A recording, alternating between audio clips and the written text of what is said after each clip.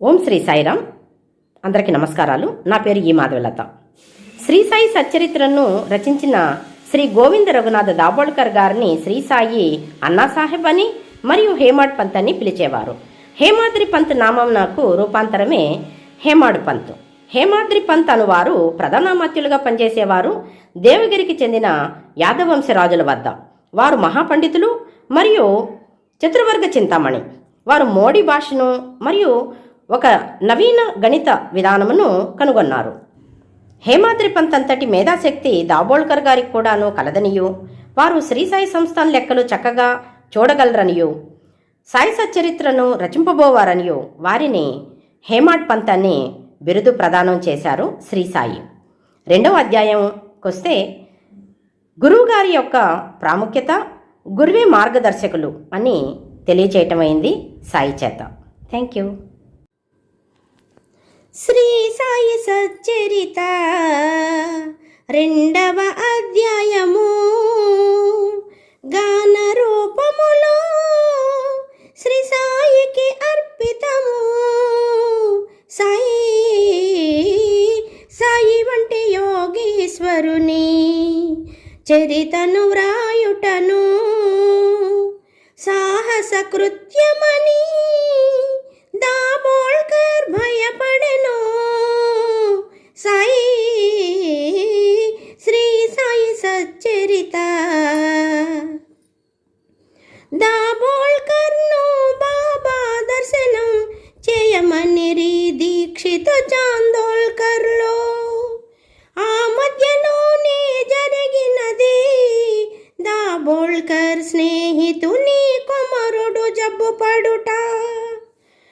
మందులు మంత్రము మరియు గురువు చే తగ్గని చోమరి గురువిందులకు అని భావించి షిరిడి ప్రయాణం మానెను అన్నా సాహెబ్. కానీ కాకున్నది కాక మానదు. చాందోల్కర్ బాంద్రా వచ్చి వారిని షిరిడి ప్రయాణింపచేసే. దాదరకు టికెట్ కొని రైలు ఎక్కిరి హేమాడ్ పంత్. ఇంతలోన ఒక మహమ్మదీయుడొచ్చి రైలు కదులు క్షణాన ఇలా పలికే. మన్మాడ్ మెయిల్ బోరిబందర్లో ఆగును, దాదర్లో ఆగదని. ఈ చిన్ని లీలతో అన్నా సాహెబ్ చేరిరి షిరిడి సకాలములో.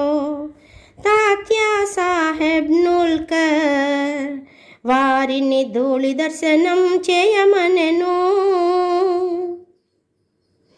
కాంక్షించుచున్నాడన్నా సాహెబ్ సాయి నీ చరితను వ్రాయుటకు. భిక్షాటనము చే జీవించు నేను ఒక ఫకీరును. నా చరిత వ్రాయనవసరం లేదని మాత్రం అనవద్దు. మీరు సమ్మతించి వ్రాయించండని శ్యామా సాయిని వేడెను.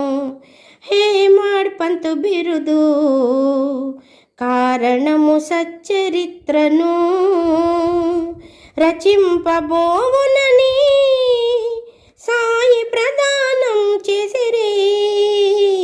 సాయి వాడలో వాగ్వివాదం శ్రీ సాయి తెలుసుకొని మార్గదర్శకునిగా గురువని చివరకు తెలిపే. సాయి